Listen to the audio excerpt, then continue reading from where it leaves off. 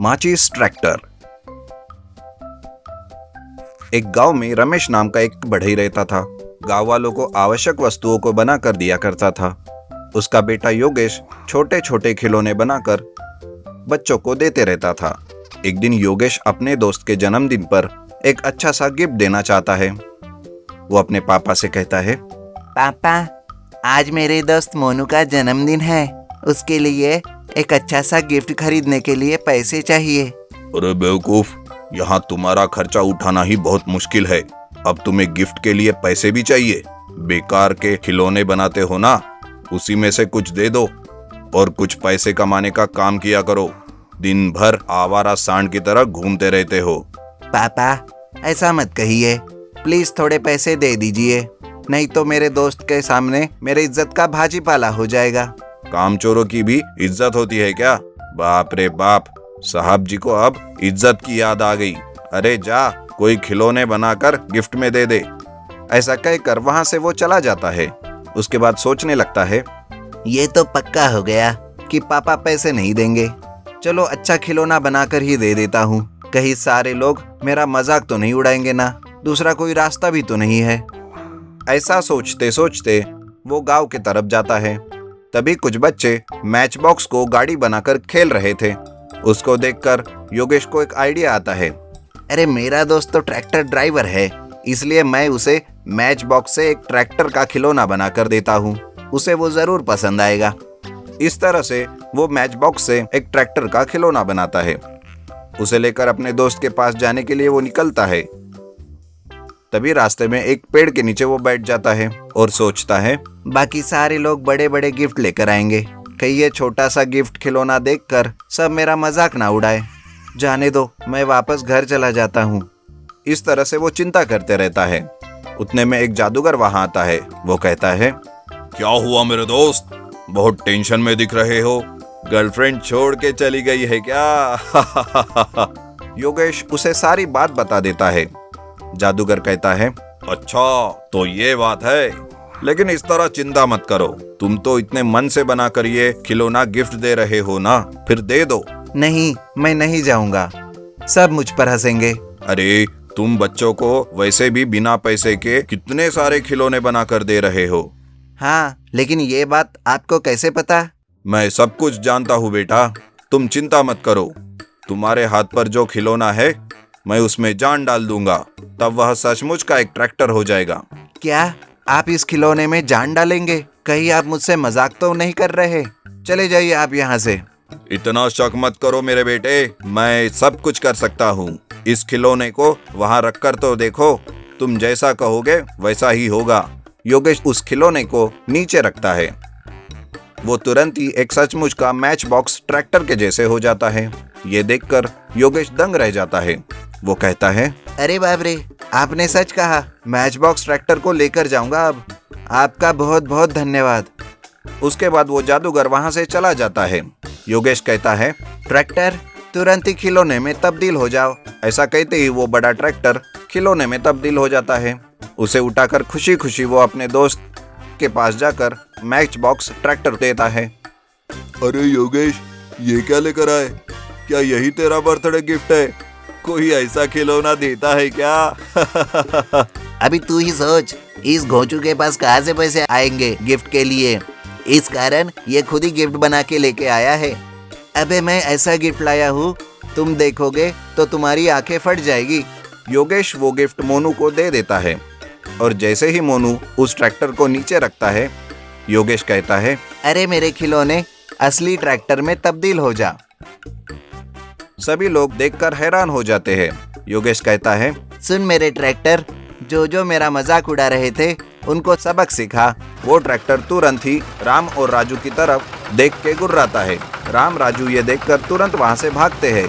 अरे भागो रे, अरे भागो, हे भगवान, ये क्या हो रहा है? बचाओ बचाओ भाई, हमें माफ कर दो प्लीज प्लीज, अब से तेरा हम कभी मजाक नहीं उड़ाएंगे, बचाओ। ओके ट्रैक्टर, फिर से खिलौने में बदल जाओ। अपने दोस्त मोनू से योगेश पूछता है कि कैसा रहा मेरा गिफ्ट। मोनू कहता है, दोस्त, तेरा गिफ्ट तो सबसे अच्छा है, लेकिन इसे तुम ही रखो और अपने पापा के काम में हाथ बटाओ। ये सुनकर योगेश मैच बॉक्स ट्रैक्टर लेकर घर चला जाता है और खुशी खुशी अपने साथ रखता है। दोस्तों, अगर ये कहानी आपको अच्छी लगी तो प्लीज हमारे चैनल को सब्सक्राइब कीजिए। ये बिल्कुल फ्री है और लाइक और कमेंट करना ना भूले। Tractor swimming pool. एक गांव में जग्गू नाम का एक ट्रैक्टर ड्राइवर था, जिसके पास एक ट्रैक्टर था, लेकिन कुछ दिनों से उसकी कमाई नहीं हो रही थी। अरे यार, गांव में कुछ कमाई नहीं हो रहा, कुछ करना पड़ेगा। फिर जग्गू ने अपने दिमाग का इस्तेमाल किया और ट्रैक्टर में एक मॉडर्न स्विमिंग पूल बनवाकर अपने गांव से शहर चला गया। जग्गू रास्ते में जाते जाते गाना गाते हुए जा रहा था। ओ मैं निकला ओ गड्डी लेके, एक मोड़ आया, मैं उठे दिल छोड़ आया। ओ इस तरह जग्गू ड्राइवर अपने ट्रैक्टर स्विमिंग पूल के लिए बहुत खुश था और सोच रहा था, इसी ट्रैक्टर स्विमिंग पूल से तो मेरा बिजनेस बहुत अच्छा हो जाएगा। और वह आगे जा रहा था, तभी वो देखता है कि एक पेड़ के किनारे बैठा एक आदमी रो रहा है। और जग्गू अपनी गाड़ी रोकता है और उसके पास जाता है और उससे पूछता है, अरे भाई, तुम रो क्यों रहे हो? क्या हुआ है और तुम्हारा नाम क्या है? वो आदमी उससे कहता है, भाई, मेरा नाम भोला है, मैं पास ही के गांव में रहता हूँ। मेरे माँ और पिताजी नहीं है और मैं दिन भर खेत में काम करता हूँ और जो भी पैसे मिलते हैं अपनी भाभी को लाकर दे देता हूँ। पर आज मेरी भाभी ने कहा कि तुम कुछ काम ही नहीं करते हो और मुझे घर से भगा दिया, इसलिए मैं यहाँ आकर बैठा हूँ। अब मैं क्या करूँगा? भाई, तुम फिक्र मत करो, चलो मेरे साथ शहर चलो, वहाँ मैं एक बिजनेस स्टार्ट करूँगा। क्या मैं इस अनजान व्यक्ति के साथ चली जाऊं? पर अब मैं कर भी क्या सकता हूं? अपने गांव वापस तो नहीं जा सकता ना। और फिर भोला राम जग्गू के साथ जाने लगता है। शहर पहुंचते पहुंचते उन्हें रात हो जाती है।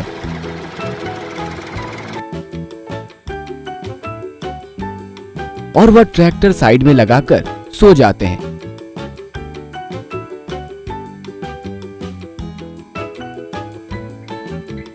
सुबह जब भोला राम उठकर ट्रैक्टर की तरफ देखता है तो वह देखता है कि ट्रैक्टर में इतना पानी है।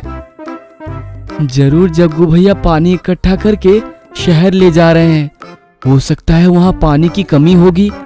और भोला राम स्विमिंग पूल के अंदर चला जाता है और नहाने लगता है और साथ ही अपने गंदे कपड़े भी उसके अंदर धोने लगता है और जोर जोर से गाना गाने लगता है। ठंडे ठंडे पानी से नहाना चाहिए, ओ ठंडे ठंडे पानी से नहाना चाहिए। उसके गाने की आवाज सुनकर जग्गू उठ जाता है और सोचता है, ये गाने की आवाज कहां से आ रही है? फिर वो पीछे स्विमिंग पूल की तरफ जाता है और देखता है भोला राम तो मस्त स्विमिंग पूल में नहा रहा है और अपने गंदे कपड़े भी धो रहा है। उसको देखते ही जोर जोर से चिल्लाया, अरे भोला, ये तूने क्या किया? तूने मेरा पूरा स्विमिंग पूल गंदा कर दिया। ओए, तूने क्या किया? उतर उतर जल्दी। और भोला राम घबराते हुए स्विमिंग पूल से नीचे उतरता है और कहता है, भैया, मैंने इस पानी से नहाया और अपने गंदे कपड़े भी धोए। अरे भोला राम, ये ट्रैक्टर स्विमिंग पूल है, इसको लेकर मैं शहर जा रहा हूँ ताकि लोगों को घर के पास ही स्विमिंग करने में सुविधा हो। और फिर वह उसको स्विमिंग पूल का पूरा काम समझाता है। हाँ भैया, मैं अब सब समझ गया, अब दोबारा मैं ऐसी गलती नहीं करूंगा। दोनों की दोनों फिर से शहर की तरफ निकल जाते हैं और एक अच्छे से कॉलोनी में ट्रैक्टर स्विमिंग पूल जाकर खड़े कर देते हैं। जब सब लोग देखते हैं कि इस प्रकार का नया स्विमिंग पूल है, तब सब लोग स्विमिंग करने के लिए आ जाते हैं।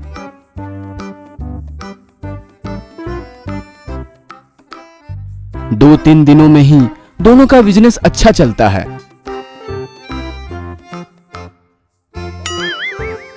पर भोला राम कुछ ना कुछ गलतियां करता चला जाता है। फिर एक दिन जग्गू उससे कहता है, भोला मैं 5 मिनट में आ रहा हूं, तुम स्विमिंग पूल का ध्यान रखो। ठीक है भैया, तुम जाओ, इस स्विमिंग पूल की चिंता मत करो। फिर जग्गू किसी काम से चला जाता है। तभी वहां 2 लड़कियां आती है और भोला से कहती है, हमको हॉट वाटर में स्विमिंग करना है। और लड़कियां स्विमिंग पूल पर चली जाती है। भैया ने इस बारे में तो कुछ बताया ही नहीं। और वह स्विमिंग पूल की तरफ लगे 2 वॉल बटन को देखता है और सोचता है, इसमें से एक वॉल ही होगा गर्म पानी का। और जैसे ही वह उसको चालू करता है, स्विमिंग पूल का पानी गर्म होने की बजाय और ठंडा हो जाता है। और ठंडे पानी की वजह से लड़कियां जोर जोर से चिल्लाने लगती है और वह नीचे उतर जाती है। हमने गर्म पानी बोला था, ठंडा पानी नहीं। इतने में उनकी चिल्लाने की आवाज सुनकर जग्गू वहां आ जाता है और उन लड़कियों से पूछता है, क्या हुआ? तब लड़कियां उन्हें सारी बातें बताती है और भोला राम को एक झापड़ मार के गुस्से से वहां से चली जाती है। और फिर जग्गू कहता है, भोला तू सच में भोला है। और जग्गू भोला को अपने साथ रख के सब कुछ सिखाता है